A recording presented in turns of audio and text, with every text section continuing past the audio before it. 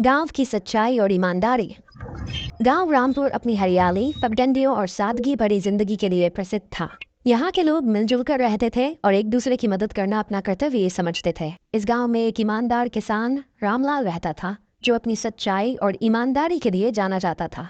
रामलाल के पास ज्यादा जमीन नहीं थी, लेकिन मेहनत और ईमानदारी से वह अपना और अपने परिवार का पालन पोषण करता था। एक दिन जब वह खेत जोत रहा था, उसे मिट्टी में एक चमकती हुई सोने की थैली मिली। उसने उसे उठाकर देखा तो उसमें कई सोने के सिक्के थे। रामलाल को समझ में आ गया कि यह किसी गांव वाले की गुम हुई होगी। उसने बिना किसी लालच के गांव के चौपाल में जाकर सबको बताया, मुझे खेत में यह थैली मिली है। जिसे भी यह थैली मिली हो, वह आकर इसे पहचान ले।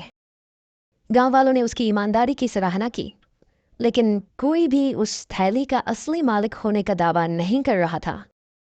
कुछ दिन बीत गए, तभी एक बूढ़े व्यापारी धनराज गांव में आया और चौपाल में आकर बोला, कुछ दिन पहले मेरी सोने की थैली कहीं गिर गई थी।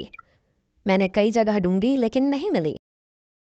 रामलाल ने आगे बढ़कर कहा, क्या आपकी थैली ऐसी ही थी?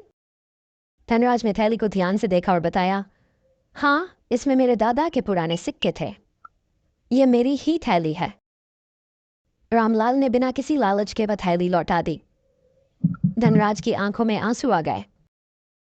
उसने खुशी खुशी रामलाल को इनाम देना चाहा, लेकिन रामलाल ने मुस्कुराकर कहा, ईमानदारी का कोई मूल्य नहीं होता, यह तो मेरा कर्तव्य था। इस घटना के बाद रामलाल की कहानी दूर दूर तक फैल गई। गांव वालों ने भी सीख ली कि सच्चाई और ईमानदारी ही असली धन होते हैं। रामपुर पहले से भी ज्यादा प्रेम और विश्वास से भर गया। यदि हम ईमानदार रहें तो समाज में सच्चाई और अच्छाई बनी रहती है।